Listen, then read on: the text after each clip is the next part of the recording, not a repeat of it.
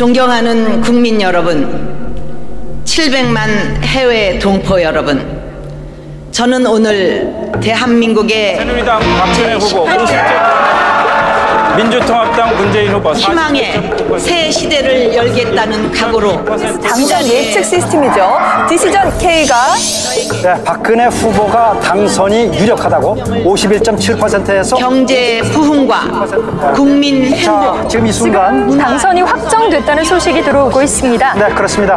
박근혜 후보는 지금 이 시각 새 시대를 만들어 갑시다. 35표를 얻어서 네. 제18대 대통령으로 당선이 확정됐습니다.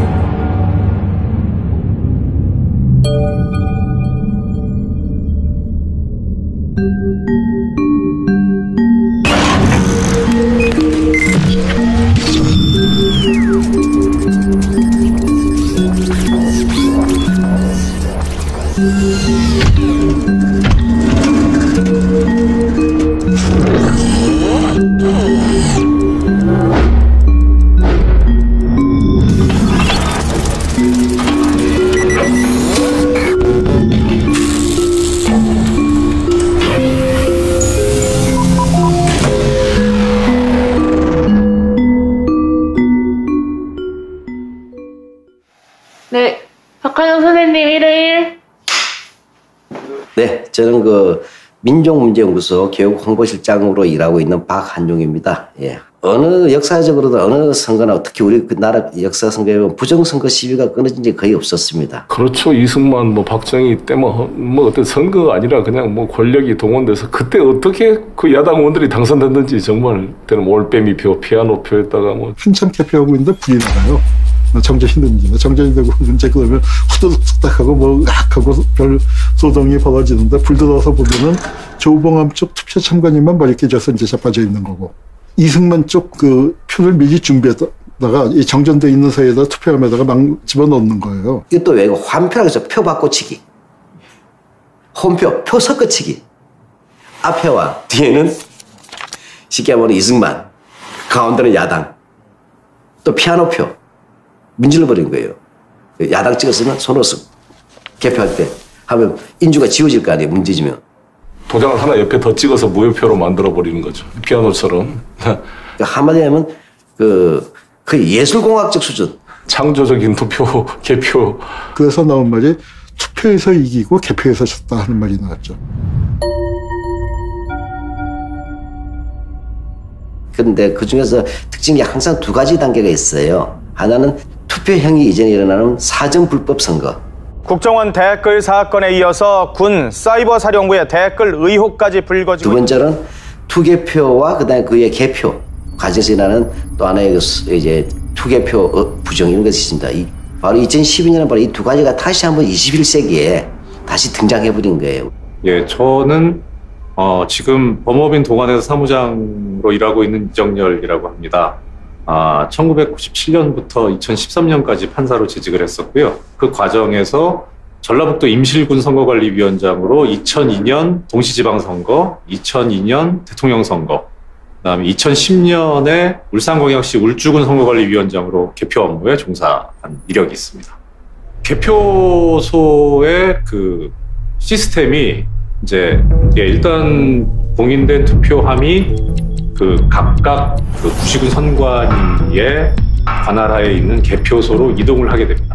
투표함들이 어느 정도 모였을 때 위원장이 개함 선언을 합니다. 투표함이 도착해서 그 투표함을 개봉하고 투표용지를 정리하는 개함부가 있고요.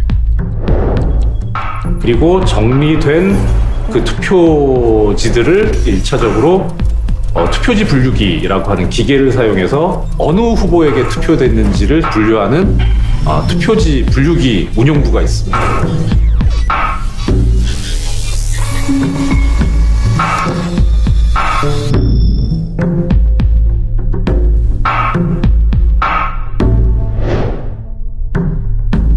거기를 1차적으로 거쳐서 분류된 투표용지를 가지고 최종적으로 어느 후보에게 투표됐다라고 확인을 하는 심사집계부가 있고요.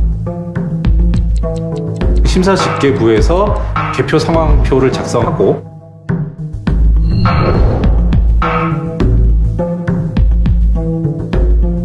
그 투표용지와 함께 선관위 위원석으로 갖다 줍니다. 그러면 일반 위원들이 먼저 순서대로 보고요. 그렇게 해서 이상이 없다고 확인하면 개표 상황표에 서명을 하거나 날인을 하고, 마지막으로 위원장이 서명 날인을 합니다. 확인을 하고, 그리고 나면은 개표 상황표에 있는 내용을 위원장이 공표를 하고요. 신부급 제1투표구 기호 1번 박근혜 842표. 그래서 공표된 내용을 선거관리위원회 직원이 송신장비를 이용해서 중앙선관위에 각 후보별 득표 내용을 송출하고요. 또 공표된 내용을 공고를 합니다.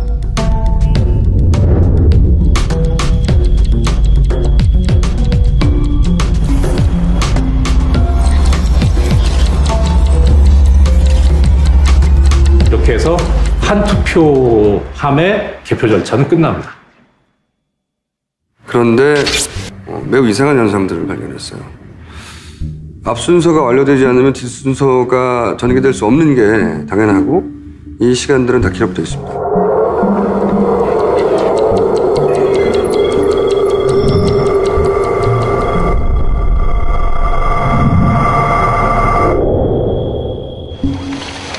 공인된 투표함이 개표소에 도착해 투표지 분류기 기계로 들어가는 시간,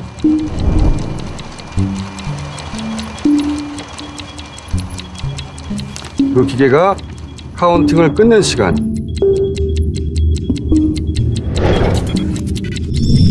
그리고 위원장이 검표를 완전히 끝내고 공표를 하는 시간,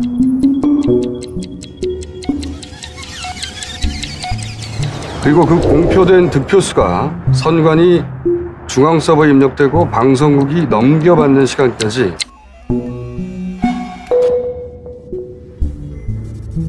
매 시간이 공식적으로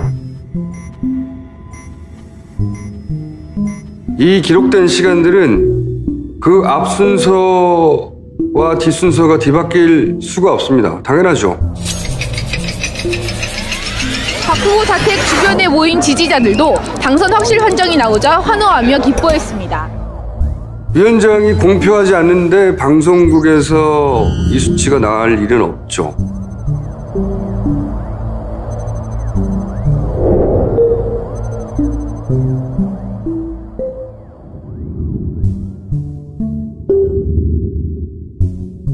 좀 더 나아가서는 기계가 돌아가고 있는 시간인데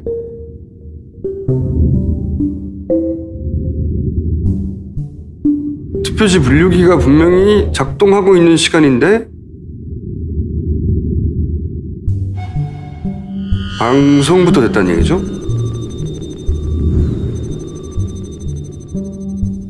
투표함이 개표장에 도착하지 않았는데 개표가 시작될 수 없는 것이고, 개표가 완료되지 않았는데 공표할 수 없는 것이고, 공표하지 않았는데 방송에 나갈 수 없는 거죠. 간단합니다. 가장 명백히 이상한 케이스는 투표지 분류기가 시작되는 시간과 끝나는 시간이 기록되게 돼 있는데, 투표지 분류기가 시작되는 시간 이전에 방송이 됐어요. 개표가 시작되기도 전에 방송부터 됐다는 얘기죠. 기계가 돌아가고 있는 시간, 그러니까 투표 끝나지 않았다는 얘기죠. 근데 이미 방송이 된 사례들. 그리고 좀 덜 심각하지만 역시 이상한 케이스는 개표소에서 개표가 완료됐다고 공표하게 되는데, 근데 그 공표 시간보다 먼저 방송이 된 사례들이 있고, 당연히 사람이 하는 일이라 시간이 걸립니다. 근데 공표와 방송 시간이 같은 케이스도 굉장히 많습니다. 더욱 극단적인 사례는 투표함이 도착하기 전에 개표기가 돌아간 것으로 추정되는 사례들. 이런 사례들을 다 합치면 13,500개 투표소 중에 대략 2,500개 정도의 사례들이 발견됩니다. 그러니까 16% 정도인데, 달리 일반적인 논리로는 설명할 수 없다. 그거는 선관위 말대로 PC에 입력된 시간이 잘못됐을 수 있어요. 그런 일도 있을 수 있죠. 그런데 선관위에서 18대 대선 투표지 분류기 운영계획 유의사항 세 번째 항목을 보면 이 개표 상황표에 제어용 PC의 날짜, 시간이 인쇄되므로 휴대폰 등을 이용하여 반드시 현재 시각으로 설정해야 한다. 그런 규정이 나와요. 그런데 누군가의 실수라고 보기에는 전국적인 현상이고 규모가 크다.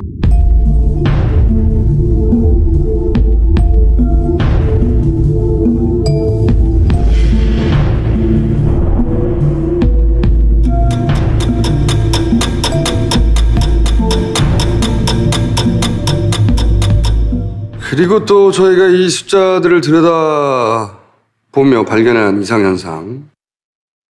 당시 박근혜 후보는 개표를 시작해서 개표가 완료될 때까지 단 한 번도 역전을 당하지 않았어요. 네, 지금 이 시각 이제 6시 35분이 막 지나고 있는데요. 네.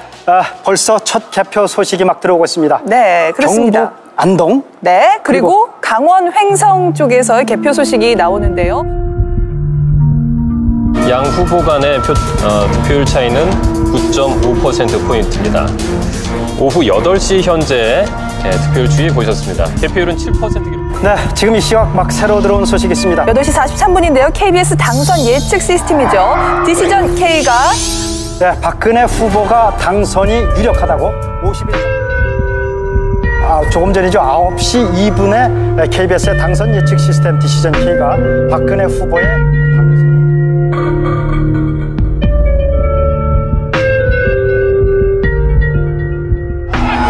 자, 지금 말씀드린 순간 삼성동 자택 앞에서 박근혜 후보가 지금 자택 밖의 모습을 드러냈습니다.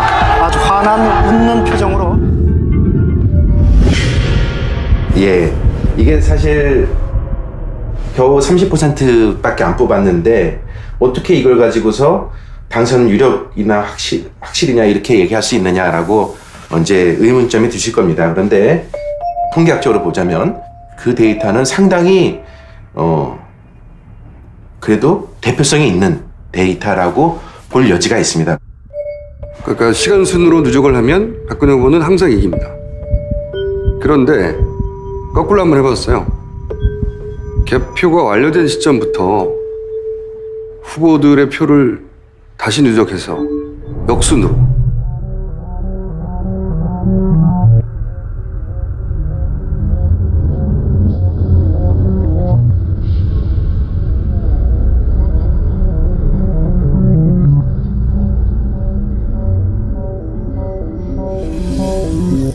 역누적을 하면 개표가 완료된 시간부터 표를 하나씩 더해가면 문재인 후보가 대략 후반부 4시간 정도는 이깁니다. 이게 무슨 의미냐면 문재인 후보에게 유리한 투표함이 나중에 열렸다는 거거든요. 막판에. 실제 그런 일이 있을 수도 있죠. 대략 6시간 정도는 박근혜 후보에게 유리한 투표함이 먼저 열렸던 것이고, 이제 시골이나 아니면은 인구가 적은 그런 지역의 투표함은 아무래도 빨리 집계가 되고, 그렇게 되면 이제 그런데 인구가 적은 지역이 박근혜 후보에게 더 많은 표를 준 그런 지역이라면 그런 현상이 일어날 수도 있다고 봅니다. 그래서 이제 따져보기 시작했어요. 이 현상이 특정 지역에서만 발생하느냐? 아니라는 걸 알려졌죠. 문재인 후보가 이긴 지역이든 결과적으로, 박근혜 후보가 결과적으로 이긴 지역이든,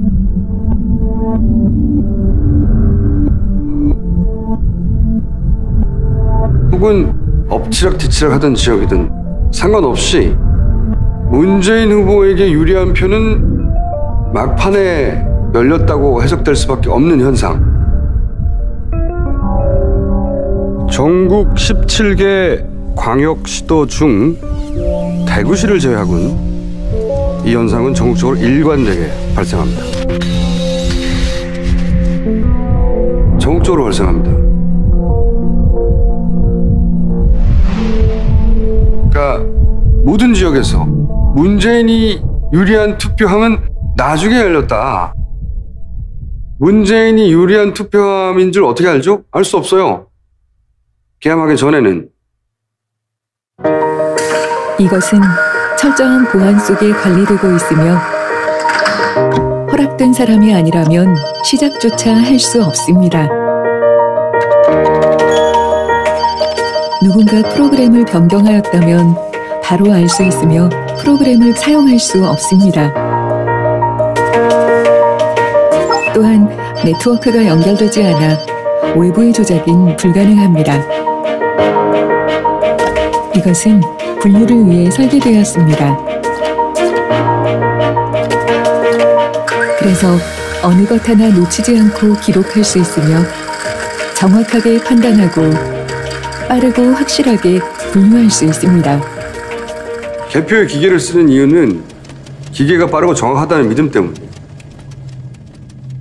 근데 문제는 기계가 정상적으로 결국 사람이 판독해낼 표를 너무 많이 미분류로 분류해낸다. 아주 간단하게 설명드리자면 분류표는 그 투표지 분류기가 어느 후보자에게 투표했다고 기계 자체가 인식해낸 투표지.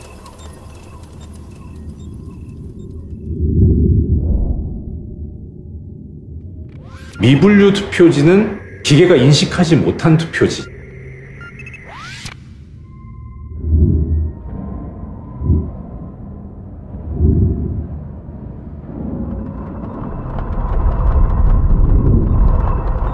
분류된 투표지 같은 경우에 100장이 되면 그걸 가지고 은행에서 그 지폐 셀 때 쓰는 개수기 있지 않습니까? 거기다 넣고 셉니다. 이게 100장이 맞나. 그 다음에 기계가 인식한 대로 그 투표 후보자한테 투표가 된 것인지 육안으로 확인을 하고 이렇게 이제 계산을 하는 거죠.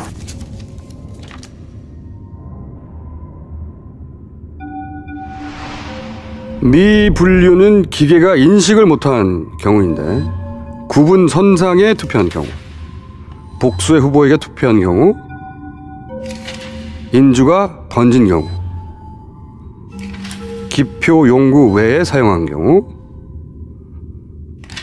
그리고 기계가 인식을 못한 정상적인 표가 있습니다.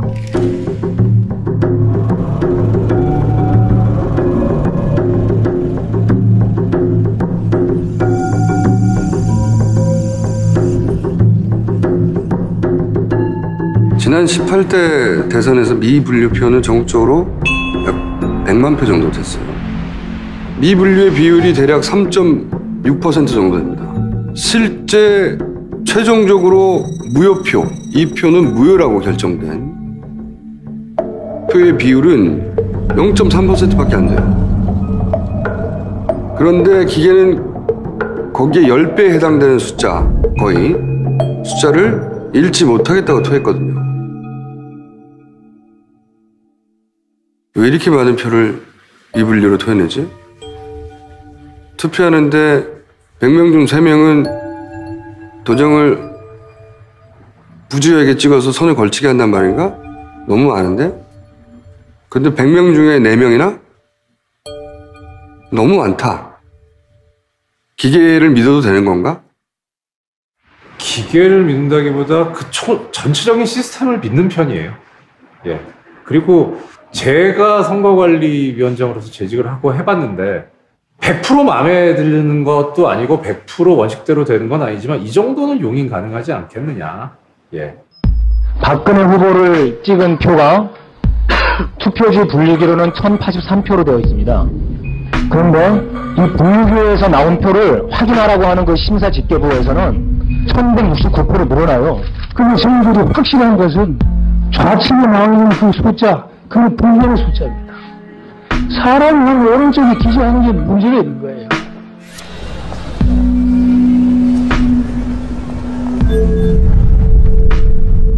매 시간이 공식적으로 남게 돼 있어요. 이 기록된 시간들은 그 앞 순서와 뒷 순서가 뒤바뀔 수가 없습니다. 당연하죠. PC에 입력된 시간이 잘못됐을 수 있어요. 대략 6시간 정도는 박근혜 후보에게 유리한 투표함이 먼저 열렸던 것이고, 시골이나 아니면 인구가 적은 그런 지역에 투표함은 아무래도 빨리 집계가 되고. 왜 이렇게 많은 표를 이 분류로 토해내지? 너무 많은데? 기계를 믿어도 되는 건가?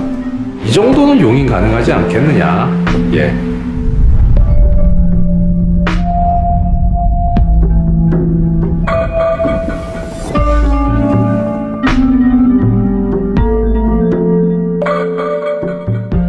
My name is Clint Curtis. I'm an attorney in Orlando.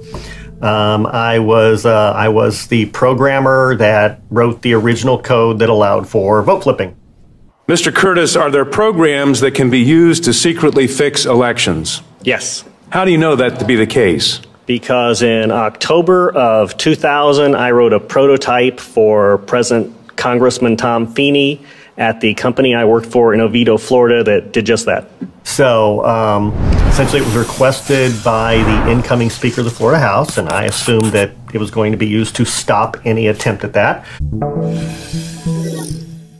I put those together, and then I selected arbitrarily 5149 because everyone has within 1.5%, there's a recount. You just want to make it so you don't have the recount because the recount will catch you. And handed it off to them and said, here you go, and here's how you stop it. You have to make sure you have paper that's separate from this machine, and you have to make sure that you actually count the paper. And essentially, I was told, no, we're actually going to use this. So I reported it. No one seemed to care. I testified before Congress.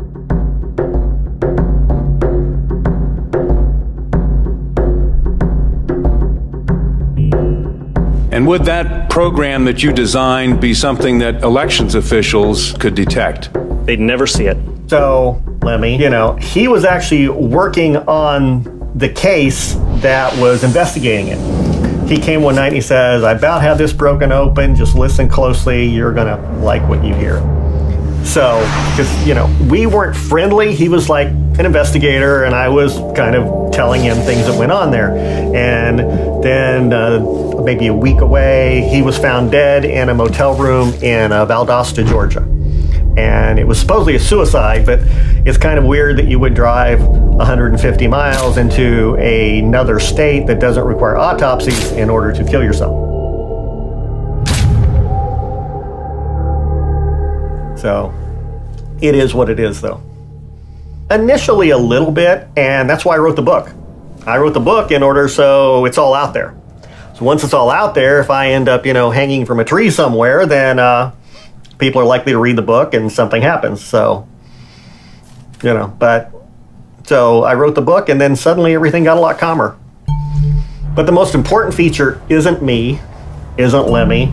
It's the fact that your vote is not being counted and you can't verify it. I mean, it may be being counted sometimes, but it doesn't have to be. It can be changed to whatever they want to change it to. And you will never have a way to verify it unless you get away from that whole, look, I've got the fancy computer system of the week type of thing. We don't engage in random sampling of the ballot. 75% of the electorate uses paper records to cast their votes. We don't look at those paper records at all. We rely solely on the election machines to tally the votes and to tell us the results. And in contrast, voting using the optical scan technology produces a paper record. That paper record, you can go back to it if there is a problem, whereas for DREs, for the electronic voting, usually there isn't a good way to check whether there is a problem, much less to recover from it. It's not so much that one is more reliable than the other, it's that the electronic-only machines don't produce any kind of evidence trail that can be checked. Now, some people argue for a full hand-counted paper ballot system, and Canada actually does that. Other communities do that. That is a possible explanation, that people who were polled were either shy about saying they voted for Trump, but it's equally possible that the election was interfered with, and intentionally interfered with possibly by hackers.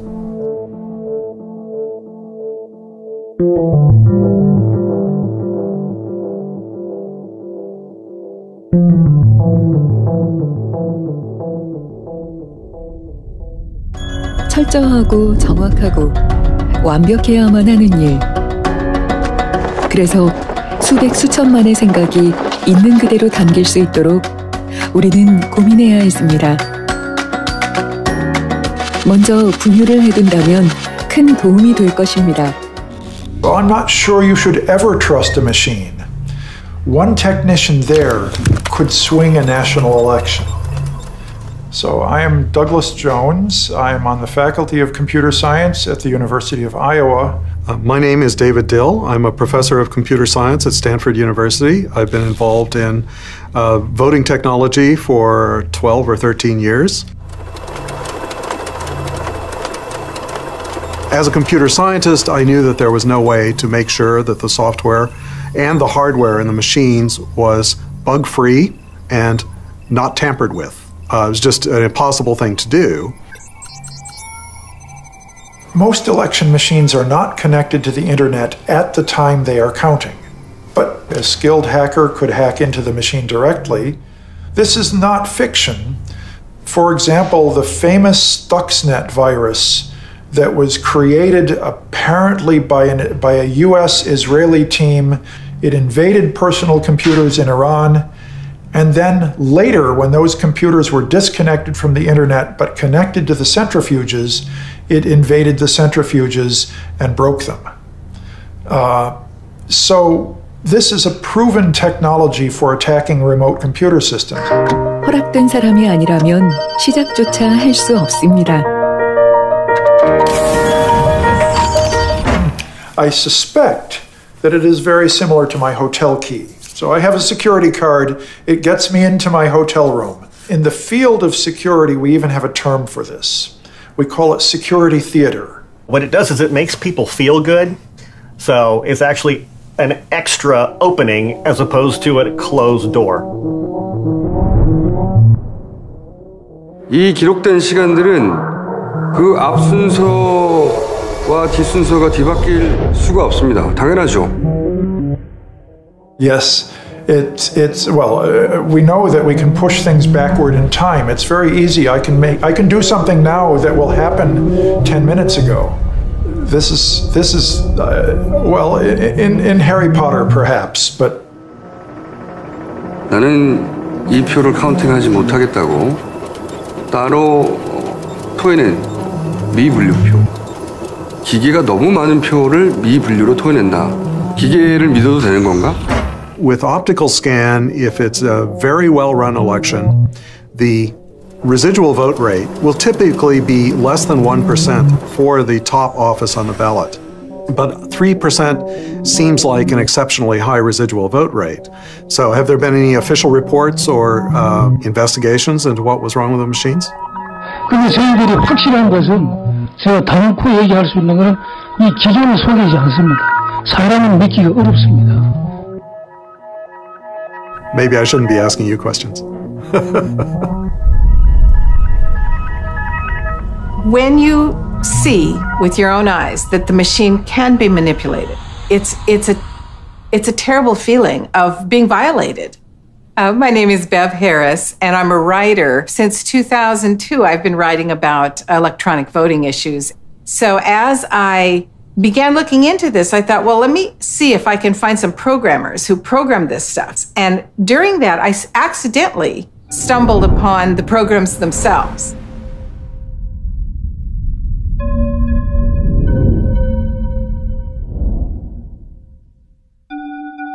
They had been putting them on a file sharing server so the programmers could share them with each other. And I found them. It didn't require a password. And I downloaded all the programs.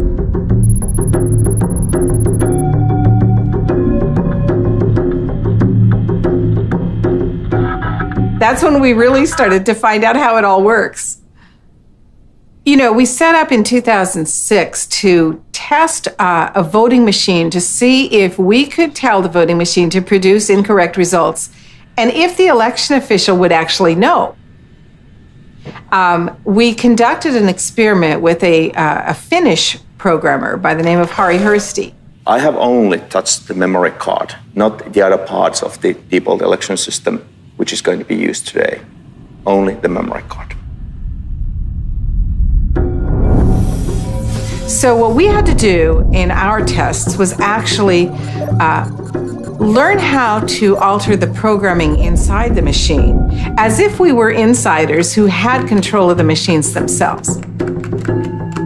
This card will go into this slot.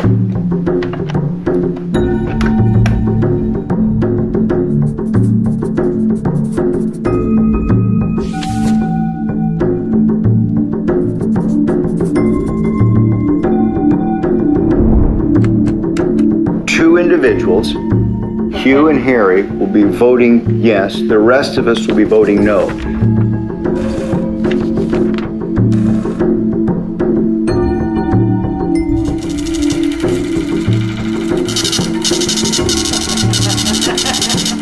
Oh my. 7 people said it could be hacked. And we put through 6 and 2. 6 no's and 2 yeses. Oh my gosh, do you know what this means? And he was able to alter the results completely in the election. And the election official was actually standing in the room as he did it. Susan, what does this mean for you? Makes me cry. I'm sorry, but it does. When you see with your own eyes that the machine can be manipulated, even though that's what I was doing for a living, I could not. It was terribly painful, just painful. Here in the United States, we often say, well, people are innocent until proven guilty, or you should trust them, you know. That's not actually the case with elections. Trust but verify. Be skeptical until proven correct.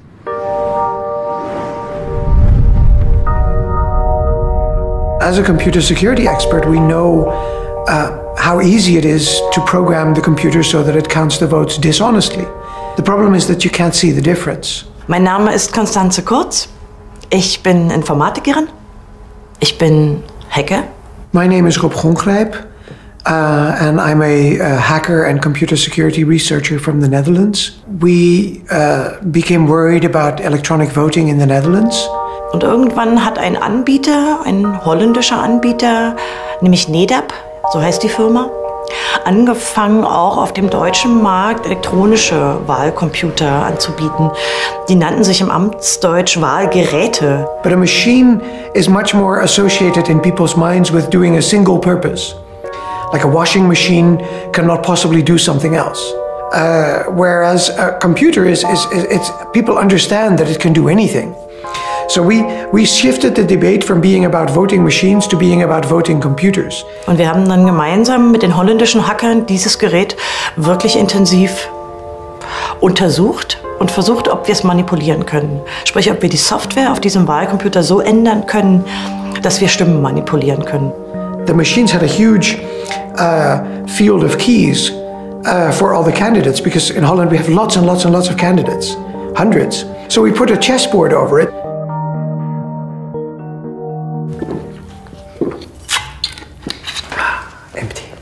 It wasn't a very good chess player, but we proved that it could play chess and showed that on TV.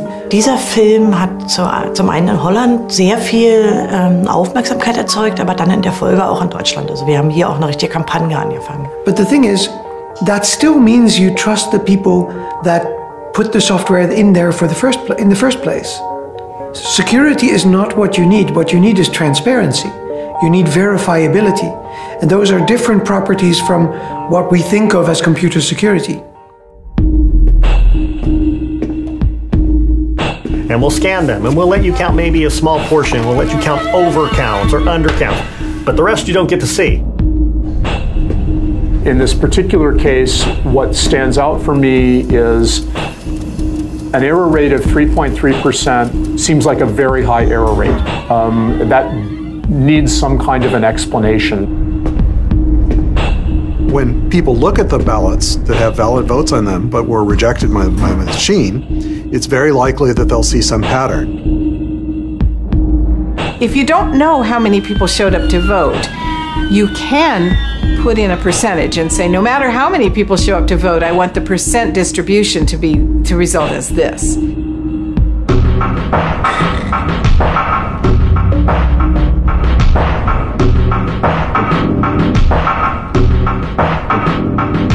그래서 이렇게 미분류라고 된 칸에 착착착착 쌓입니다. 사실 우리나라 투표지는 굉장히 단순해요. 2012년 대선이 끝나자마자 많은 사람들이 의혹 제기를 했었어요. 이제 이상한 점들을 찾아가기 시작했는데 굉장히 이례적인 점들이 많았어요. 특이한 현상들이. 그중에서 가장 이상하다고 생각했던 점은 뭐냐면 미분류표에서의 양 후보의 표차였어요. 각 후보별 총 득표수 계산은 다음과 같이 합니다. 우선 기표된 표는 투표지 분류기를 통과하는데 1차적으로 기계가 정상으로 카운팅한 분류표가 있고요.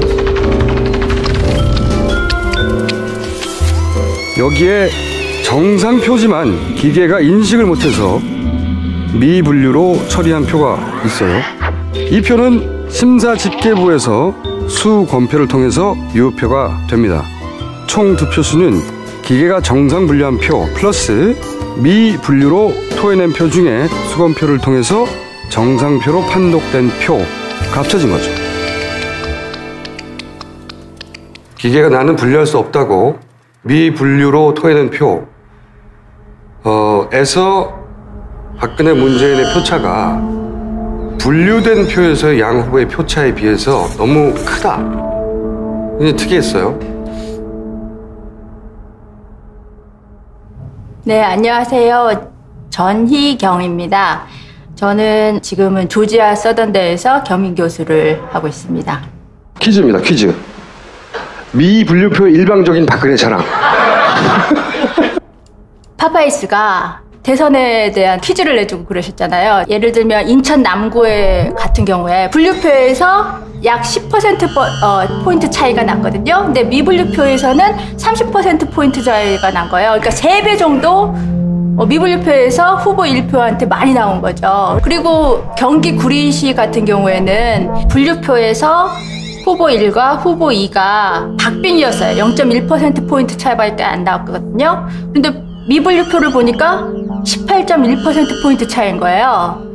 그러니까 이건 너무 이상하다. 데이터가 이러면 안 되는데 저 혼자는 좀 힘에 붙였어요. 왜냐하면 데이터가 너무 크니까 이거를 어디서부터 시작해야 될지 잘 모르겠고, 그러는 와중에 오타와에 있는 세사모 거기서 어떤 리서치를 잘 하시는 분이, 이분이 저는 통계 전문가입니다 이러시는 거예요. 근데 이 훈련된 통계학자는 사실은 똑같은 숫자를 가지고 다른 접근을 한 겁니다.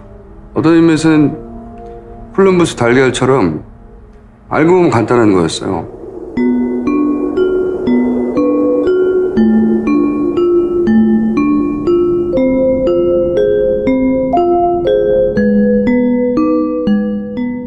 저는 여기 와서 통계를 공부했어요. 그래서 통계학에서 석사, 박사 여기서 공부했고 현재 퀸즈 유니버시티에서 애정트 프로페서로 있어요. 제가 처음으로 데이터를 받은 건요, 지난 4월이었어요. 근데 데이터를 주시는 분이 미분류와 분류표에 조금 이상한 차이가 있다, 거기까지 설명을 하시면서 데이터를 주셨어요. 근데 데이터를 보니까 후보 1은 분류표나 미분류표나 비슷한 퍼센트를 받았는데요.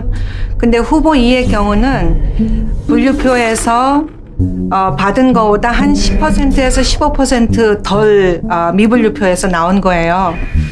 그래서 이미 빼기는 하신 거죠. 그렇죠? 후보 둘 사이의 차이를 빼기로 보셨으니까. 그래서 저는 다르게 한번 봤어요. 나누기로 봤어요. 그 말은 무슨 말이냐면은 비율을 본 거예요. 그 숫자들을 더하고 빼고 난리가 났던 거죠. 거기서 규칙성을 발견하고 싶었어요. 어려웠고. 발견했던 거라고는 빼기를 했더니 미분류표에서 박근혜 후보가 많이 투표했네? 현 박사님이 하시는 것은 상대 비율을 구해서 전국적으로 일관된 규칙이 나오는지를 눈여겨본 거죠. 그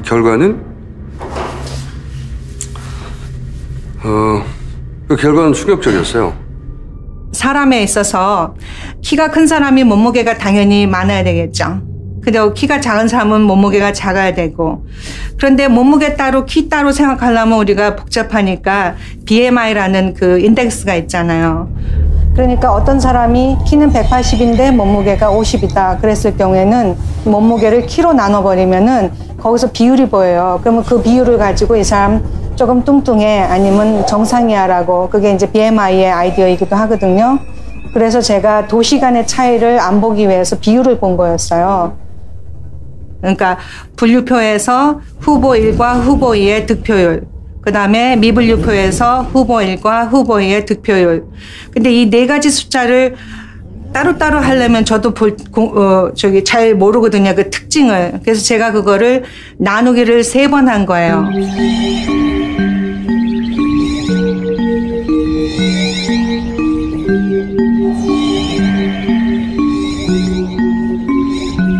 제가 그거를 이제 이름을 붙이기를 relative ratio라고 해서 K라고 했거든요. 근데 상식적으로 생각하자면 미분류에서 나온 후보들의 비율과 분류표에서 나온 후보들의 비율이 같아야만 돼요. 예를 들자면 스캐너는 굉장히 빠른 카드 리더기거든요. 그러니까 어떤 플로우가 있어요. 그래서 제가 물을 생각을 해봤는데요. 어떤 그 컨테이너가 있다고 생각을 해요. 그러면 그 컨테이너에 물을 집어넣고 그 속에다가 빨갛고 파랗고 입자를, 아주 작은 입자를 집어넣은 거예요. 근데 그 컨테이너에 우리가 의도적으로 빠져나올 수 있는 출구를 2개를 만들어 놨어요. 근데 한 출구는 96 사이즈고요. 다른 출구는 쬐끄만 사이즈 4가 되는 그 차이를 만들어 놓은 거예요. 그러니까 당연히 물이 그 컨테이너에 들어있으면은 출구가 넓은 쪽으로 많이 빠져나가겠죠. 그렇지만 전부 다 한 출구로 나가는 것이 아니라 조그만 출구라도 그쪽으로 나갈 수가 있잖아요. 그러면 일단 물이 다 빠져나왔어요. 그러면 우리가 큰 출구에서 나온 거에서 빨간 거하고 파란 거의 비율을 보고 작은 거에서 나온 그 물에서 파란 거하고 빨간 거의 그 비율을 보는 거예요. 그렇다면은 임의로 큰 출구로 가거나 작은 출구로 빠지는 거니까 어느 출구로 나왔건 빨간 거와 파란 거의 비율은 1이 될 수밖에 없죠.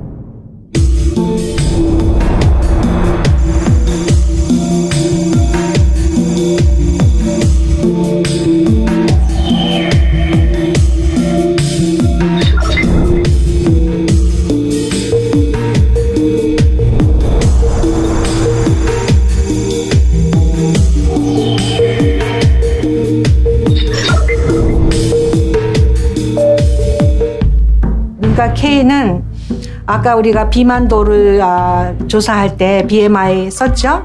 BMI가 30 이상이면 비만이다 라고 분류하는 컷오프에 해당되는 거예요. 1에 정확히 1은 될 수가 없겠지만 1에 가까우면 그러면 그거는 정상이고 1에 가깝지 않으면 비정상이다. 통계적인 그런 판단이죠. 그런데 그 비율을 전체적으로, 그러니까 251개의 그 개표구가 있었죠.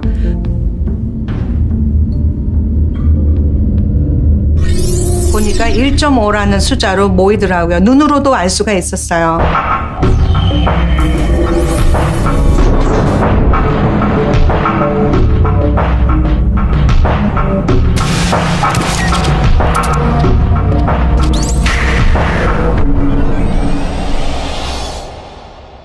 전유를 했죠. 와, 그게 회귀 분석이거든요.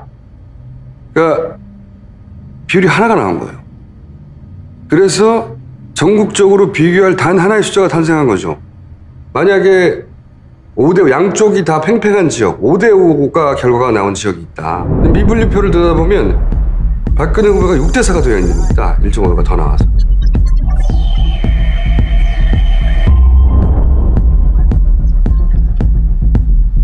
예를 들어서 박근혜 후보가 70대 30으로 이긴 지역을 봅시다. 미분류는 어떻게 나오냐? 78대 22로 박근혜 후보가 더 나오는 거죠.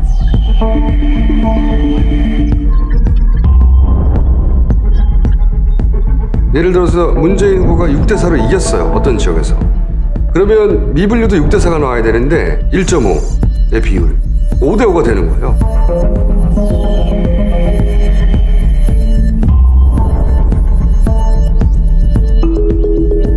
이 말은 작은 구멍에서는 큰 구멍에서의 빨간 구슬, 파란 구슬 비율에 비해 빨간 구슬이 항상 더 많이 나온다는 거죠. 항상. 그러니까 이 말은 실제 나와야 될 표보다 문재인 후보는 줄어들고 박근혜 후보는 늘어나는데 그 비율이 전국적으로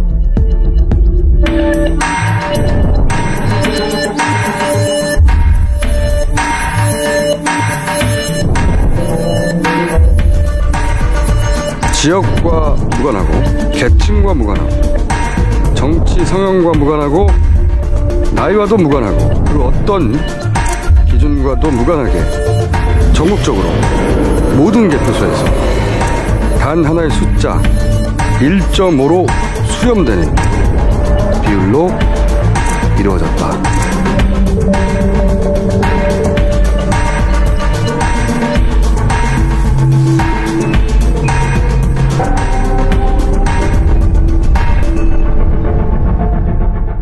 아, 참 그렇게요. 그게 뭐 확률로 치면 이런 사건이 우연히 일어났을 확률이 번개 2번 연속해서 맞는 그런 확률이라고 얘기할 수 있습니다. 굉장히 일어나기 힘든 사건이라고 얘기할 수 있습니다. A ratio other than 1 suggests that it is not random. But what does it mean for it not to be random? The evidence is very strong that the equipment and software are failing to correctly interpret ballots for different candidates at different rates. 현 박사님의 비율을 빌려 설명하자면 작은 구멍에서는 빨간 구슬이 더 많이 나왔다는 거예요.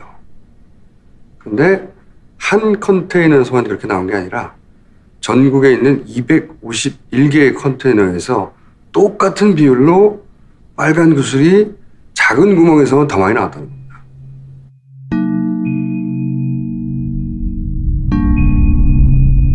그럼 251개가 어떤 모습을 갖고 있더냐, 그건 저도 궁금했거든요. 근데 그 251개가 예를 들어서 특별한 패턴이 없다라고 하면은 그냥 흩어져 있어야 돼요.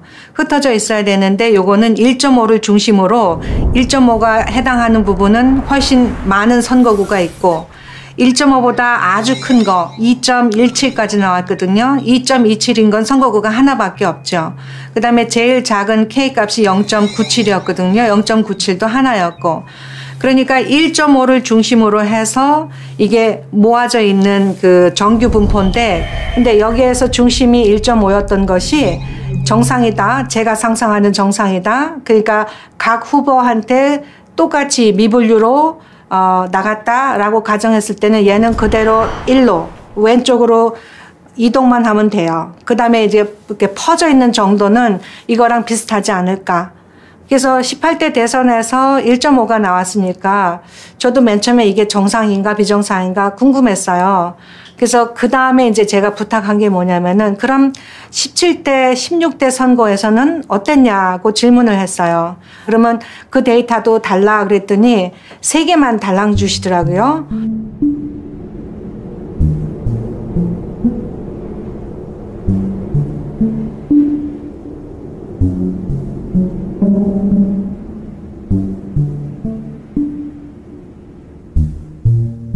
그래서 이 3개에 해당하는 18대 대선을 제가 비교를 해봤어요. 근데 어떻게 나왔냐면은 16대, 17대 세 선거구에서는 K값이 1.02, 1.04, 1.04 1에 가깝죠. 오케이, 그러면 여기에는 문제가 없었다. 비정상이지 않다. 해피했죠. 그렇게 보이니까. 그러면 요거하고 매치가 되는 18대 그 3개 선거구를 봤는데 여기서는 1.35, 그 다음에 1.44, 또 1.34. 그러니까 여기는 훨씬 크게 나온 거예요. 그러니까 같은 선거구면은 여기에서 1이 나왔다 그러면은 18대 대선에서도 1이 나오는 것이 합리적이다. 그렇게 저는 보거든요.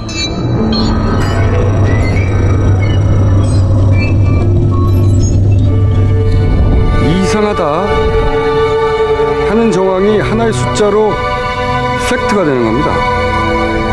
이상한 정황이 있는 게 아니라 증거가 나온 거예요. 사람이 개입하지 않는 한 1.5라는 숫자는 나올 수가 없어요.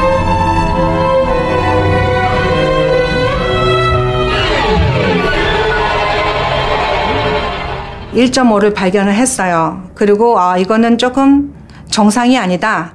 그럼 어떤 경우에 이런 1.5가 나올까? 어떤 경우에 이런 비정상인 결과가 나올까? 근데 이제 이거는 그래서 제가 이제 이 말씀 드리기 전에 강조할 부분은 모델 1.5가 나올 수 있는 방법은 아마 한 가지가 아니라 여러 가지 방법이 있을 거예요. 그 중에서 한 가지를 제가 시나리오로 잡았고 그걸 중심으로 시뮬레이션을 했다. 그럼 제가 이해한 그 개표 과정은 일단 투표지가 들어오면 전자개표기가 읽어가면서 후보별로 이렇게 분류를 보내요. 그거는 분류표죠. 그 다음에 미분류표로 못 읽겠다고 해서 보내잖아요. 근데 우리가 발견한 게 뭐냐면 미분류표에서 후보 1이 후보 2보다 1.5배 더 나온 거예요. 그러니까 결국 분류로 가거나 미분류로 가는 거는 누가 했냐면은 전자개표기가 했죠. 그러니까 걔가 범인이에요. 제 생각에는. 이건 정말 제 생각이에요. 걔가 범인이니까 이 범인을 중심으로 제가 프로그램을 했어요. 어떻게 했냐면은 똘똘한 전자개표기인데 프로그램에 의해서 후보 1의 표나 후보 2의 표를 어떨 때는 직접 보내주고 어떨 때는 의도적으로 미분류로 보내는 거예요. 그러면 그게 어떻게 가능하느냐? 투표지 분류기는 후보 1의 그 표를 읽었을 때 순간적으로 확률을 계산을 해요. 쉽게 생각하면은 동전 생각하시면 돼요. 그 동전 하시면은 생각나는 게 앞하고 뒤잖아요. 근데 그 배트맨에 나오는 동전 아세요? 조커가 던지면은 항상 앞인가만 나왔죠.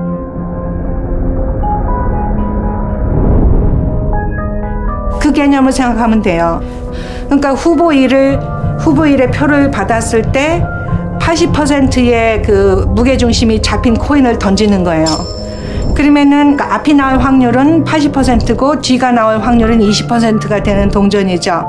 그래서 기계가 순간적으로 동전을 탁 던져서 앞이 나왔으면 후보 1한테 제대로 분류가 가는 거고 동전을 던졌는데 뒤가 나왔다 그러면 이 표는 후보 1의 표인 거 알면서도 미분류로 가는 거죠. 그렇다는 얘기는 기계가 정상으로 판독했을 수도 있는 표가 분류표에서 카운팅 되지 않고 미분류에서 카운팅이 됐다는 겁니다. 다시 설명을 하면 전체 득표는 처음부터 정상으로 분류된 표 더하기 미분류에서 정상으로 판정된 표, 이 두 가지를 합친 거거든요. 그렇다는 얘기는 분류에서 카운팅 될 게 미분류에서 카운팅 됐을 뿐이지 그 합은 똑같아요. 이렇게 어렵게 이런 세팅을 할 이유가 없죠. 그 굉장히 좋은 질문이에요. 그 질문 안 나왔으면 어떡할까? 당연하죠. 어차피 갔다가 올 건데 그걸 뭘 걱정하느냐요. 그러니까 1.5배가 되게 만들려면은 분류표에서는 1대1이 나와야 되잖아요. 근데 1대1이 나오려고 했는데 후보 1 거는 벌써 1.5배가 이쪽으로 빠져나갔죠. 후보 2 거는 1만큼만 빠져나왔죠. 이거 빠져나간 거를 메꿔야 돼요. 그래서 그 메꾸는 부분을 제 시나리오에서는 무효표를 가지고 메꿨어요. 그 표들을 후보 1한테 넣어주고 후보 2한테 넣어줬어요. 빠져간 만큼. 그러니까 거기에 몰래 들어간 표들은 그냥 그 사람 표로 인정이 되는 거예요. 그런데 그 몰래 무효표가 들어간 숫자를 비교하면 이게 바로 1.5대 1이거든요. 후보 1한테는 1.5가 들어갔고 후보 2한테는 1밖에 안 들어갔잖아요.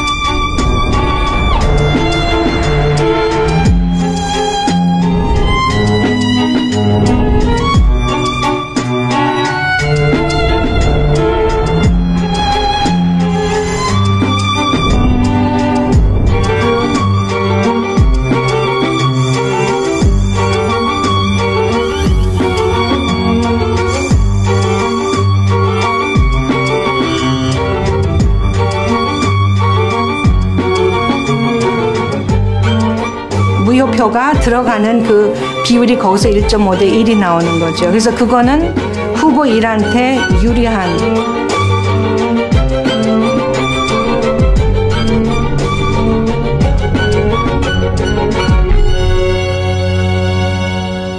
저희는 그 모델 1.5를 발견하고 나서 어떻게 이 1.5가 나타날 수 있을까라는 거를 시뮬레이션을 해봤어요. 코드를 만들어서, R 코드를 만들어서 실제로 분류기가 작동되는 방식처럼 그 가상 투표지를 읽고 조작된 상황에서 어떻게 보내진다라는 걸 확률로 주고서 보낸 그다음에 그 결과가 그 실제치와 얼마나 맞는지를 보았거든요. 그러니까 시뮬레이션을 한 예상치랑 실제치가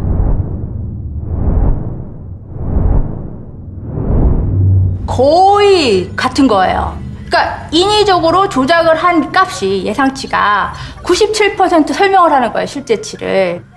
이 설명은 정상적으로 분류 헬사에 마땅한 표를 미분류로 밀어내서 1.5배가 더 많게 카운팅이 되게 했다의 설명입니다. 그리고 1.5배로 빼어내서 부족한 분을 채웠다는 설명이죠. 근데 만약에 이게 가능하다면 1.5 빠져나간 만큼만 채울 이유가 없죠. 이게 가능하다면 부족분을 채우고 원하는 만큼 더 채울 수도 있는 거예요. 기계 바로 다음 순서에 있는 심사 집계부만 무사 통과한다면. 자, 방금 그 안 쉬셨죠? 개수기만 돌리는 게 아니라 손으로 쉬셨는지. 그냥 수개표라는 게 손으로 쉬는 거고 개수기 돌리는 건 수개표가. 속도도 굉장히 빠른데다가 눈으로 보기 좀 불편할 정도로 너무 빨라서 정확하게 거기 찍혀 있는지 보기가 어렵더라고요. 그래서 저희가 조정을 해달라고 요청을 했는데 그런 것도 받아들여지지 않았고요. 100도 없어요, 사실은. 처음에 이제 저희가 지역마다 시연하려고서는 저희가 보여드린 거고요. 100은 시연? 네, 시연용으로 만들어 놓은 거고 사실로 한 거는 200, 250, 300 이렇게 세 가지예요. 그러면 그 다발에서는 도장 찍힌 위치가 일정해야죠. 그래서 이렇게 보고 있는데 도장 찍힌 위치가 튀는 거예요. 옆으로 이렇게. 그러면 이거는 섞여 있다는 얘기가 되는 거죠. 새누리당 표와 민주당 표가 섞인 다발이 발견되었습니다. 분명히 이제 1번으로 도장을 찍었는데 2번에 들어가 있다든지 2번에 도장을 찍었는데 1번에 들어가 있다든지 그런 게 굉장히 많이 있었고 저 기계 믿으시면 안 돼요. 손으로 일일이 굉장히 확인을 잘 하셔야 됩니다라고 굉장히 얘기를 하면서 다녔거든요. 근데 기계가 제대로 했겠지 라고 믿고 있었고 그다음에 이쪽에 기계에서 또 하는 사람들은 다음에 다 수작업으로 확인을 할 텐데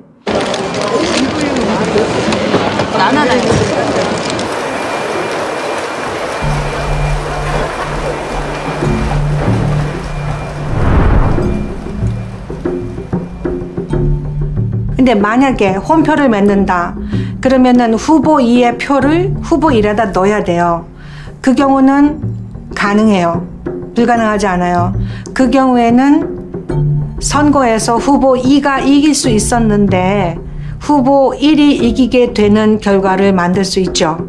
그러니까 시나리오는 그 결과를, 그 충격을 최소화하는 시나리오를 만들었는데 홈표가 가능하고 홈표가 있었다면 그거는 누가 당선자이냐까지 미칠 수 있는 결과가 나올 수 있다.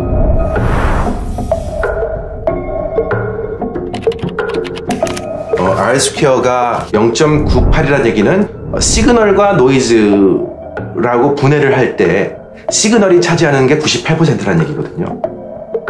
그러니까 거의 다 설명해 준다는 얘기죠.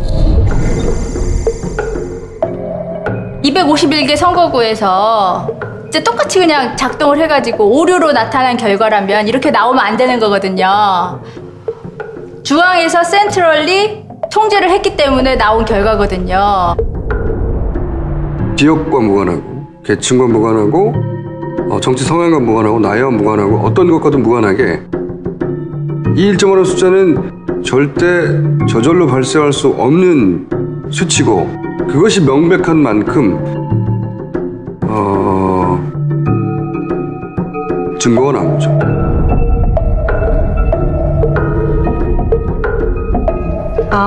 저는 통계적인 언어를 쓸게요. 통계에서는 이거는 디자인이고 플랜이에요.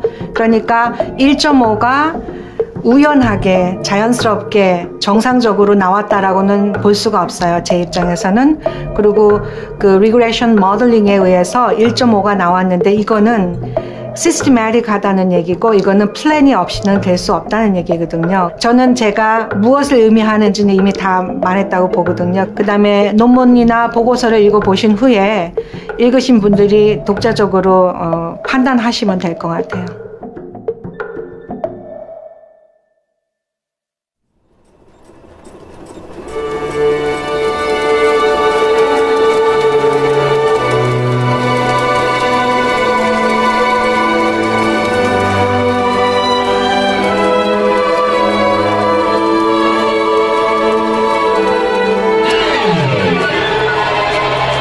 여러 가지로 이제 뭐 접근을 했는데 그 중에서 저희가 가장 빠르게 이제 성공한 방법은 지금 프로그램의 일부 부분을 이제 리버스 엔지니어링을 통해서 분석을 하고요.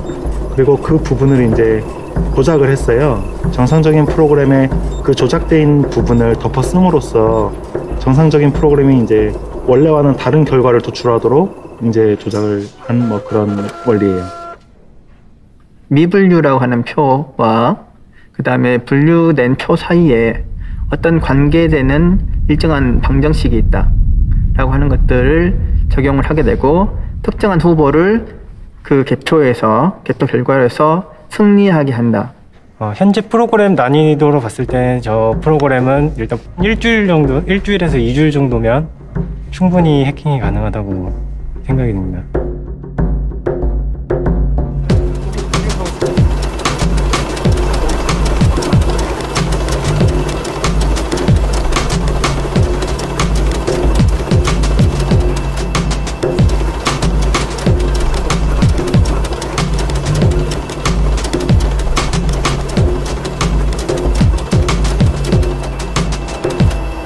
참관인들 하셨죠?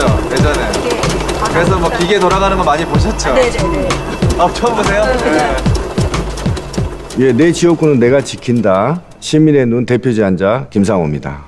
저는 한 아이의 엄마고요. 평범하게 일하면서 새 아이의 엄마이고요. 평범한 시민입니다. 저는 그 공무원 출신이에요. 네, 공무원 출신인데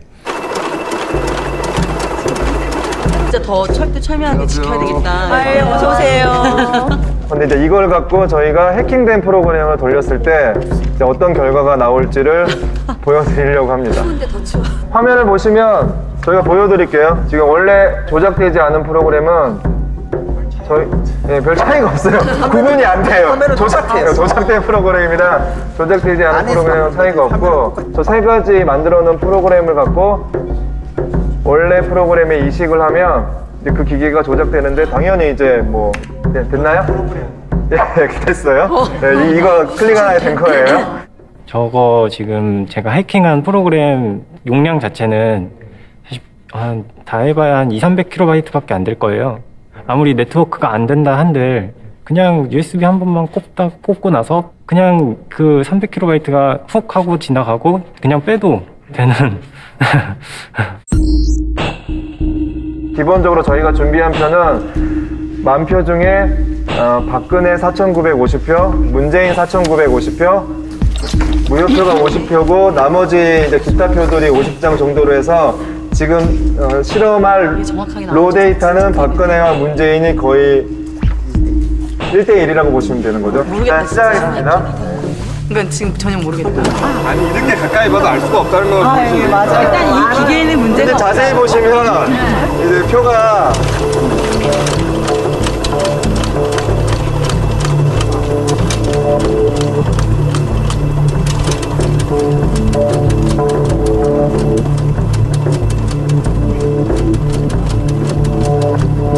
박근혜하고 문재인이 5대5면 미분류도 5대5로 나가야 되잖아. 왜냐면 랜덤이거든요, 미분류는. 특별히 박근혜한테 유리하거나 불리한 게 아니라 똑같은 기준으로 했을 거 아니야. 그럼 그 기준으로는 여기도 5대5가 나와야 되잖아요. 근데 박근혜 표가 더 많이 나오는 거야, 훨씬. 박근혜 표가 훨씬 더 많이 나왔다고 일부러 보냈다는 거잖아. 가장 심각한 문제는 홈표예요. 그러니까 박근혜 표에 엉뚱한 애들이 100장당 한 장만 들어가도 안 보여요.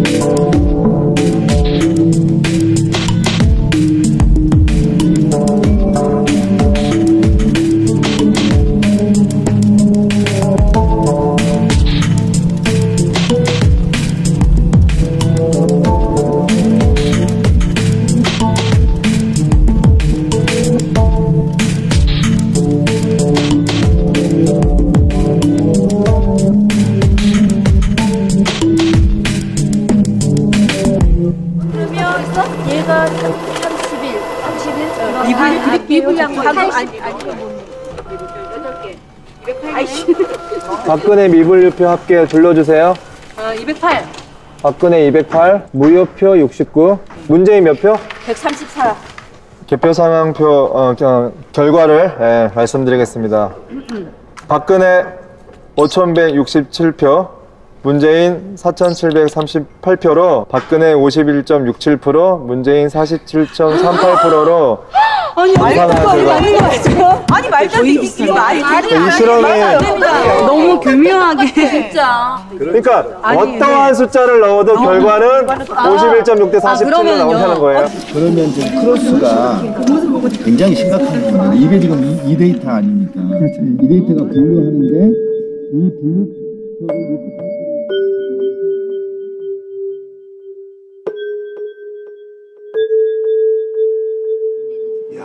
정말 심각해요. 대단이다 이거. 저 기계에 대한 문제가 끊임없이 지난 5년 동안 제기됐음에도 불구하고 아직도 사용되고 있고 이번 대선에서 사용할 거라는 거에 대해서 굉장히 충격적이어서 정말 저는 이게 너무 받아들이기가 상당히 어렵고요. 이런 기계를 사용한다는 그 자체가 부정선거다.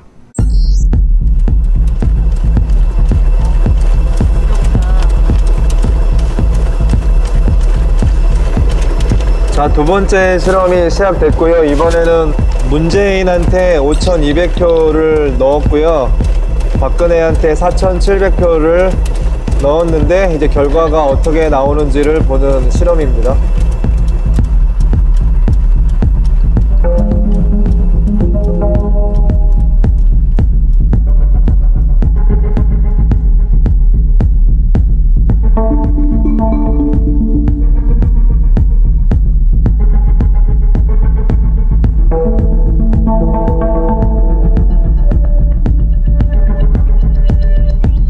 어떤 제가 원하는 값을 그냥 넣고 제가 원하는 대로 만들 수 있습니다. 충분히 가능합니다. 두 번째 해킹 시뮬레이션 결과를 발표하겠습니다. 저희가 아까 박근혜한테는 4,700표를 넣었고요. 문재인한테는 5,200표를 넣어서 이제 해킹 프로그램으로 테스트한 결과 엄청난 결과가 나왔는데요. 박근혜한테 442표가 더 가서 5,142표가 나왔고 문재인한테 문재인 표가 사라지고 4,761표가 나왔습니다. 그래서 51.4 대 47.6으로 박근혜가 이기는 결과가 말도 안 돼요. 나왔습니다. 믿을 수가 없어요. 그럴 수가 있어요? 왜 이래요? 아니 처음부터 다시 해주시죠. 예, 다시 해요. 아니 어떻게 이럴 수가 있어요? 왜 이게 아까 이거 아니 근데 진짜 심각하다. 박근혜표가 세상에 이게 뭐야? 700표. 되게 어마어마한 일이 지금 벌어지고 있습니다. 지금 이 상황이.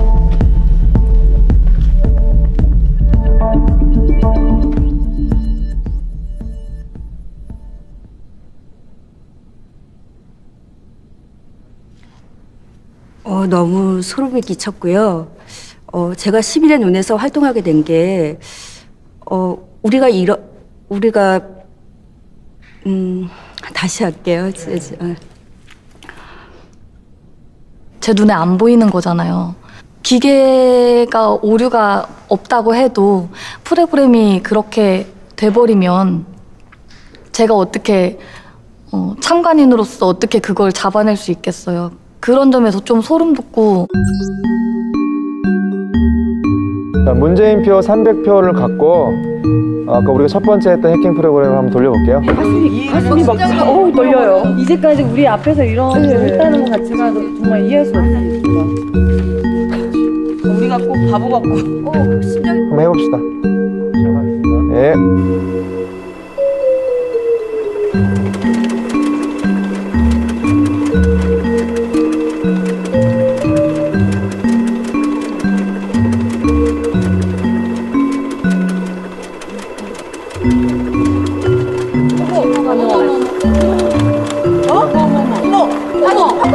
이거 진짜 말도 안 돼. 어떻게 이런 일이 벌어지냐고요. 이거는 아니 문재인인데 어떻게 다 박근혜로 지금 가고 있어. 아니 어떻게 이거 어떻게 저쪽으로 갈 수 있어? 뒤로 가는 지금 이름이 다른데 어떻게 되는 거야? 관리상이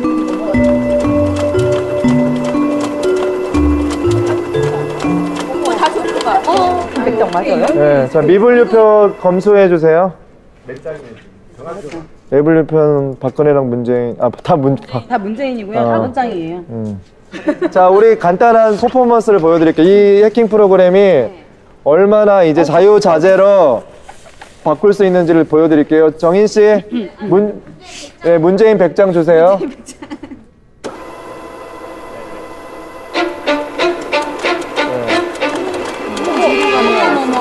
아니 어떻게 저쪽으로 갈 수 있어? 뒤로 아니 지금 이름이 다른데 어떻게 되는 거야?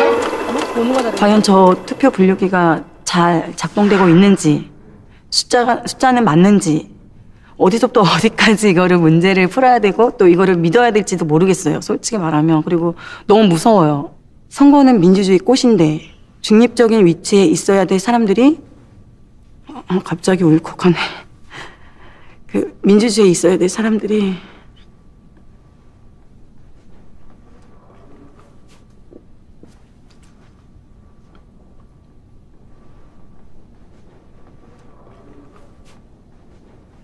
이거는 저희 주권을 갖다가 침해하는 그런 기계이잖아요. 근데 하물며 뭐 우리 집에 뭐 하나 사사로이 쓰는 그런 세탁기 같은 그런 전자제품도 아니고 저런 기계를 갖다가 쓴다라는 건 말이 안 돼요. 240개가 넘는 개표장에서 굉장히 어수선한 상태에서 저런 오류들을 잡아낼 수 있다는 건 거의 불가능하다고 본다면 저 기계는 당장 지금 부셔야 되고 당장 폐기해야 되고 사용 못하게 막아야 되는 것이 옳다.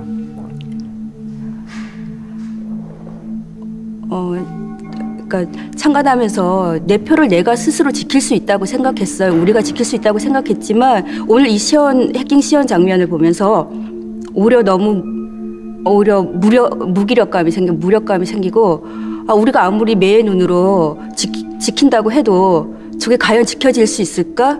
과연 우리가 뭔가를 할 수 있을까? 저걸 막아낼 수 있을까? 너무 두려워요.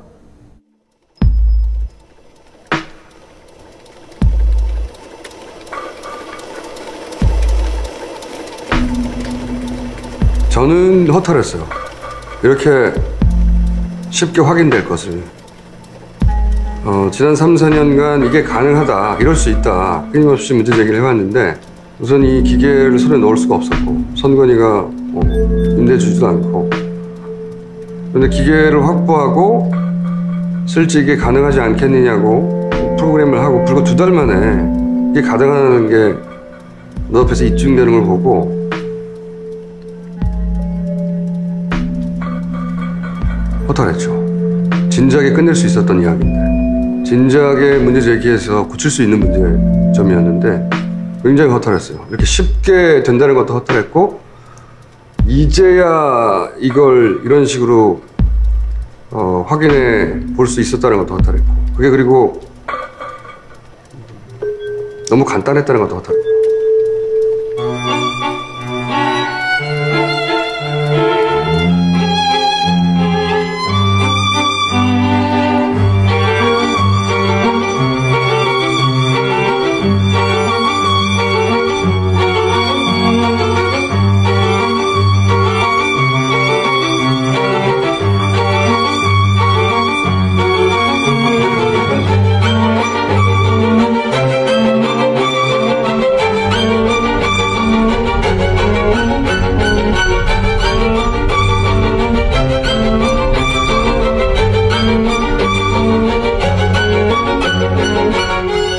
예, 전 시사저널에서 근무하고 있는 조혜수 기자라고 합니다. 예, 전 시사저널의 조유빈 기자라고 합니다.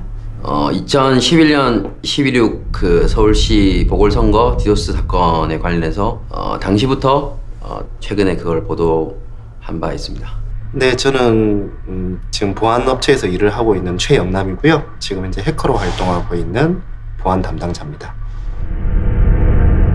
이 제보자의 말대로 하자면 본인 팀 그리고 이제 진주팀 깡아무개 대표가 운영하는 진주팀 그 외에도 한 두서너 팀이 서울시장 보궐선거 디도스 공격이 들어갔습니다. 정확하게 말하면 사이버 테러 공격이겠죠. 근데 그분 하신 말씀은 이제 박원순 당시 후보의 원순닷컴은 디도스 공격이 맞고 선관위에 가해진 공격은 디도스 공격 외에 플러스 알파 공격이 있었다. 그러니까 DB가 해킹된다는 것 자체가 디도스 공격과는 좀 다른 차원의 문제인데요. 마치 그 부분에 해킹이 된다는 것은 선관위 서버를 관리하는 관리자의 지위를 갖게 된다는 것과 같다고 합니다. 그러면 사실상 선관위 디도스 때 그때 당시 이미 선거관리위원회에서 가지고 있었던 각종 투표 시스템들 그리고 그 개표 상황을 저장하고 있는 데이터베이스들 이런 부분들에 대한 시스템 구조를 이미 다 파악했을 거라고 봅니다. 이거는 그냥 단순하게 제 개인적인 사견이 아니고요.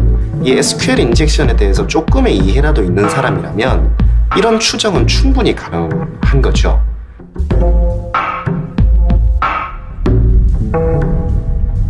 시간 역전 현상을 간단하게 말하자면 방송부터 되고 카운팅은 그 뒤에 되는 거죠. 현재 개표가 되지도 않은 개표소의 상황이 먼저 표출이 됐다라고 하는 건 결국에는 미리 정해진 데이터가 데이터베이스 안에 삽입이 돼 있었다. 결과를 정해놓고 그 정해진 결과에 따라서 데이터베이스를 미리 만들어 놓고 그 만들어진 데이터베이스를 들이부었다. 이렇게 볼 수도 있는 겁니다.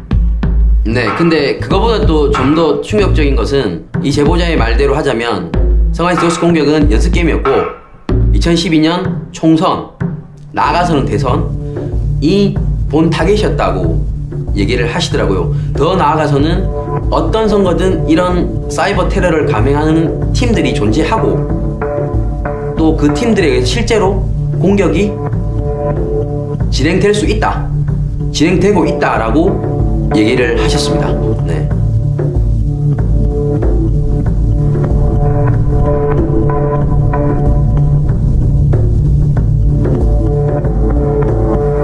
모든 지역에서 문재인이 유리한 투표함은 나중에 열렸다. 이 기록된 시간들은 그 앞순서와 뒷순서가 뒤바뀔 수가 없습니다. 이건 전국적인 현상이고 규모가 크다. 기계가 나는 분리할 수 없다고 토해낸 표에서 박근혜 문재인의 표차가 너무 크다. It is connected to a computer, and that computer, even if it is not now connected to the internet, so that later, when that computer is connected to the vote counting machine, that computer can then inject problems into the vote counting machine. So, for example, the worst kinds of attacks against many systems are insider attacks. So suppose a corrupt programmer puts something in the program that's very difficult to find that changes a few votes. 언제 이 수치가 방송에 나가는지를 최종적으로 통제하는 것은 중앙 서버예요. 중앙에서 데이터를 내리는 서버 한 대만 해킹을 하면 충분히 광범위한 해킹이 가능하다. 확실한 시그널이 잡힌 거라고 얘기할 수 있습니다. 그 시그널이라는 것은 결국은 랜덤이 아니라는 시그널이죠. 중앙에서 센트럴리 통제를 했기 때문에 같은 수치가 나온다라는 얘기는 중앙에서 컨트롤했다는 얘기예요.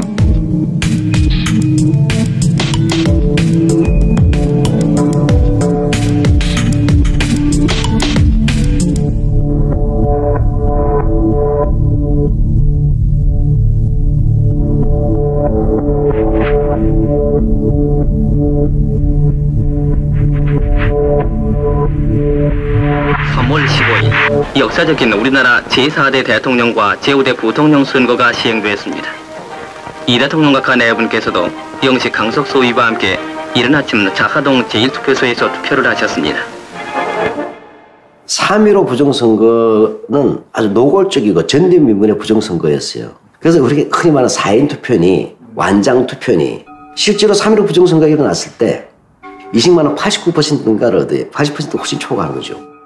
그래서 투표가 끝나기도 전에 민주당이 3.15 부정선거 무효를 선언을 했고 선거 당일날 마산에서 이제 큰 시위가 일어났고 이것이 이제 아주 그냥 폭발적으로 발생해서 4.19가 터지는 겁니다.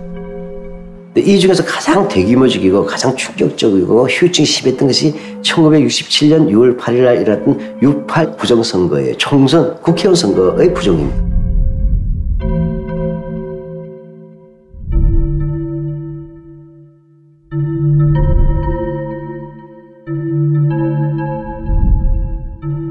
결과적으로 뭐냐, 박정희 대통령이 죽을 때까지 하고 싶었던 사람 아니에요. 3선 개헌을 염두에 두고 있었던 겁니다. 그때 부정선거에서 이제 가장 열심히 뛴 사람 중에 하나가 박정희 본인이에요. 2004년에 노무현 대통령이 탄핵당한 게 열린우리당 소속이니까 열린우리당이 총선에서 좀 잘 됐으면 좋겠는데 내가 대통령이니까 뭐 어떻게 그 도와줄 수는 없고 참 그렇다. 이제 그 정도 얘기를 했다가 그게 탄핵이 됐지 않았습니까? 근데 그때는 박정희가 어떻게 했냐면은 김대중을 낙선시키기 위해 목포에서 국무회의를 열었습니다. 국무위원들이 다 목포에 가서 거기서 엄청난 선심공약을 했고요. 새 시대의 제5공화국을 이룩하려는 온 국민의 염원 속에 전두환 시절은요 의외로 부정선거가 적었다고 할 수 있습니다. 선거 제도 자체가 부정을 안 해도 제도가 부정이에요. 제도가. 그래서 이른바 통일주적 국민회의 그들이 그 당시에는 장충체육관에서 모여서 대통령을 뽑는 간접선거였어요. 72년부터 그 다음에 전두환 87년까지 15년 동안 대통령 뽑아본 적이 없으니까 이건 뭐 국민이 집 밖에 쫓겨난 거예요. 이젠 87년 6월 항쟁을 거치면서 우리가 민주주의의 소중함. 그다음에 6월 항쟁이라는 게 투표하자는 얘기 아닙니까? 대통령 투표, 선거 투표 한 번 좀 해보자. 87년 민주화 운동이 있었고 직선제를 얻어냈고 그래서 시민들이 이제는 투표 감시, 공정선거만 하면 되리라 뭐 이런 생각을 가지고 다들 이렇게 희망을 갖고 일도 했었죠. 그때 어떤 생각을 했냐면 중앙선관위 직원들하고 협력이 아주 잘 됐어요. 심지어 거기 조금 고위직인 어떤 분은 저한테 이런 고백을 하셨어요. 우리가 독재 시절에는 여당의 선거 운동원이었다. 이런 고백을 하셨어요. 그런 고백을 했다는 얘기는 이제는 더 이상 그렇지 않다는 얘기겠죠. 그래서 저는 이제 속으로 생각하기를 이 미션은 이룬 것 같다. 시민사회에서 에너지 써서 이건 더 이상 하지 않아도 우리 선관위가 잘 할 것 같다. 국방부는 사이버 사령부 요원 4명이 트위터나 블로그에 정치 성향이 있는 글을 쓴 사실을 인정했습니다. 일각에서는 국가정보원과 군 사이버 사령부가 연계해 조직적으로 댓글 활동을 벌인 것 아니냐는 의혹까지 나오고 있습니다. 거꾸로 간 거죠. 무려 13년 전에 제가 이 미션은 했다 이렇게 이제 안심했던 거를 다시 하려니까 정말 이거야말로 자괴감 아니겠습니까?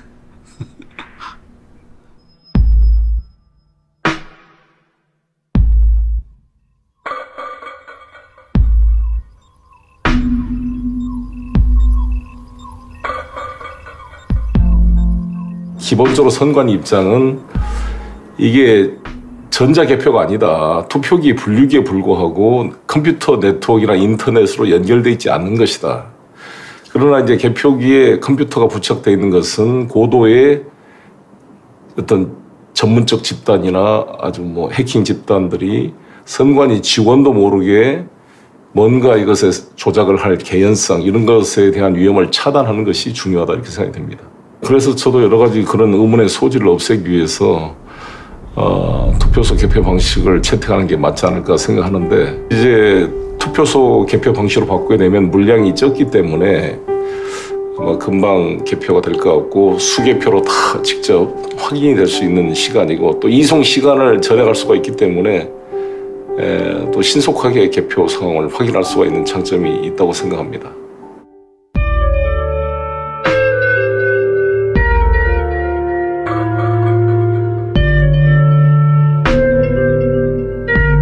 Mein Name ist Ulrich Wiesner. Ich bin ein gelernter Physiker. Ich arbeite für ein amerikanisches Softwareunternehmen. Wir machen Operations Research. Ich habe aus familiären Gründen auch immer viel mit Wahlen zu tun gehabt. Mein Vater hat mich, als ich Kind war, schon mit zu Wahlen genommen, ins Wahllokal genommen, sowohl zur eigentlichen Stimmabgabe als auch zur Auszählung. Die erste Wahl, bei der ich in einem Wahllokal war 1973. Da war ich 6, als Willy Brandt Bundeskanzler wurde. Als Sechsjähriger war ich vielleicht das erste Mal dann auch am Ende des Wahltages mit in einem Wahllokal und habe gesehen, wie Stimmen ausgezählt werden. Das ist offenbar losgegangen in der Stadt Köln, die im Jahr 1999 das erste Mal mit Wahlcomputern experimentiert hat. Von den Wahlcomputern habe ich eine kleine Pressemitteilung geschrieben und ich habe dann sofort eine Einladung vom CCC bekommen zu deren jährlichen Kongress. Und da habe ich dann einen Vortrag gehalten über Wahlcomputer. Und über diesen Chaos Computer Club habe ich dann auch einige Leute kennengelernt, die sich mit dem Thema auch auseinandersetzen, mit denen Sie auch teilweise gesprochen haben, mit Rob Gongreib und mit Konstanze Kurz. Und mein Vater hat dasselbe getan in einem Wahllokal bei ihm in der Nähe. Und dann haben wir uns überlegt, wie man damit umgehen kann und haben dann zunächst eine Wahlprüfungsbeschwerde eingelegt. Und wir haben dann auch erwartungsgemäß im Sommer 2006 unsere Ablehnung erhalten. Und dagegen kann man Rechtsmittel einlegen. Und die zweite Instanz ist dann das Bundesverfassungsgericht. Und dann hat es relativ lange gedauert, also etwa nochmal 2 Jahre, bis dann das Urteil herauskam. Das Urteil kam im März 2009, also 3,5 Jahre nach der Wahl. Aber wir haben auch zu keinem Zeitpunkt bezweifelt, dass das Ergebnis stimmt, sondern es ging uns darum, sicherzustellen, dass die Wahl öffentlich nachvollziehbar ist und wie das Ergebnis zustande kommt. Voraussetzung für den Einsatz elektronischer Wahlgeräte ist aber die Wahrung des verfassungsrechtlichen Grundsatzes der Öffentlichkeit der Wahl.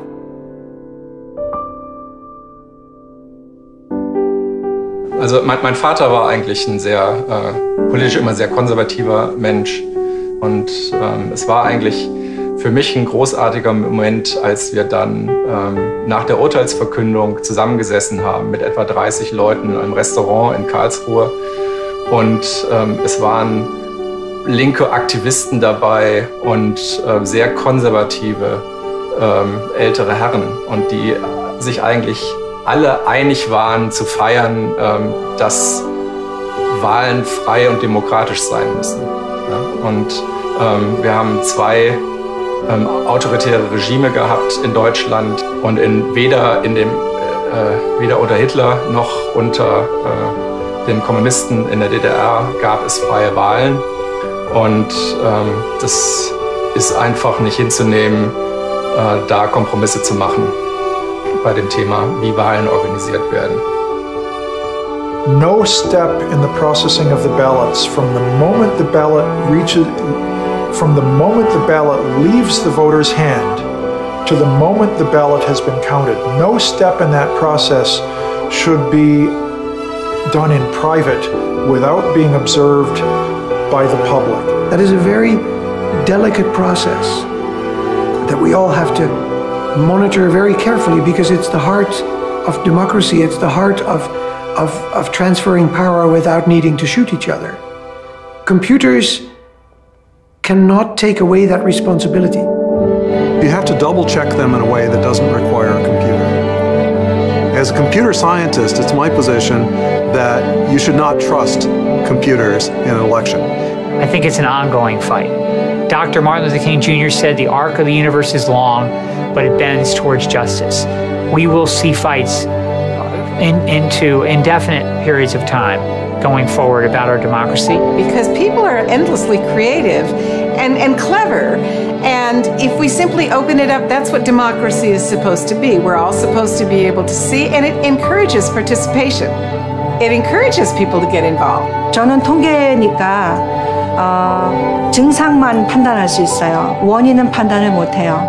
근데 저는 그 얘기를 하기 전에 중앙선관위가 요거는 반드시 설명을 해야 된다고 생각해요. 왜냐면은 정상이라는 것은 K값이 1이 나와야 되거든요. 근데 1.5가 나왔거든요. 그리고 제가 이거는 비정상이라고 얘기하거든요. 그러면 비정상인 것이 나왔으니까 중앙선관위가 왜 이런 현상이 일어났는지 설명을 해줘야 돼요. 가장 확실한 해법은 투표소에서 투표가 끝나는 즉시 바로 그 자리에서 수개표를 하는 겁니다. 만약 그렇게 절차를 바꾸는데 시간이 걸린다. 지금 현재 조건에서도 이 문제를 상당 정도 해결할 수 있는 방법이 있어요. 먼저 투표 분류기를 사용하지 않고 먼저 수개표로 분류를 한 다음에 그것을 확인하는 차원에서 투표 분류기를 말 그대로 보조적 수단을 확인하고 테이블 하나만 바꾸면 되는 거예요. 사람이 세는 순서를 기계 앞으로 바꾸기만 하면 됩니다. 이 간단한 걸 안 하겠다. 그 사람이 범인이죠. 우리가 세금을 내잖아요. 그러면 우리는 그 측면에서 소비자인 거죠. 뭐 지금처럼 이렇게 광장에 촛불을 든다거나 이거는 좀 특수한 케이스고 소비자가 자신의 의사를 표현할 수 있는 제도적인 장치가 선거라고 생각하거든요. 요즘 같은 세상에서는 바른 말을 하고 싶어도 예를 들면 블랙리스트 명단에 올라갈 수 있는 그런 두려움이 있기 때문에 바른 말을 하고 싶어도 하지 못하는 그런 눈치 보는 사회가 되었잖아요. 근데 저는 우리 아이가 바른 말을 하고도 너 정말 멋있어. 너 정말 잘했어. 너 같은 애가 최고야. 이런 말을 할 수 있는 나라가 되었으면 좋겠어요. 그래서 나왔어요.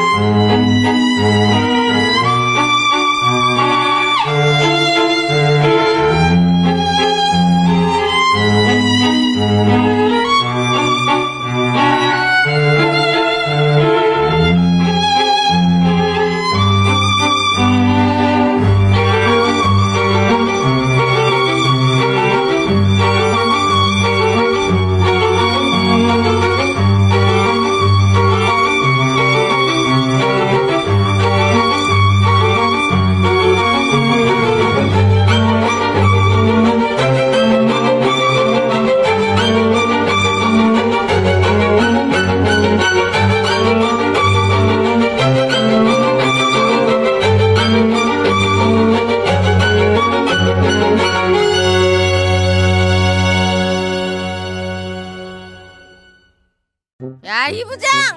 네가 부장이면 땅이야? 저 인간 저건 쟤 오늘도 술술 풀리고 안 먹고 회수 갔냐? 내일도 신체 상태로 출근하겠구만. 아유. 고려 생활건강 술술 풀리고 음주전 한포가 당신을 지켜드립니다. 특허받은 천연 유래 성분 숙취 해소제 술술 풀리고를 은하계 최저가로 딴지마켓에서 만나보세요. 똥은 싸고 다니냐? 미치도록 싸고 싶다. 빅동의 추억. 미궁 장사랑. 구렁이 똥 이뻤다. 장이 살아야 내 몸이 산다.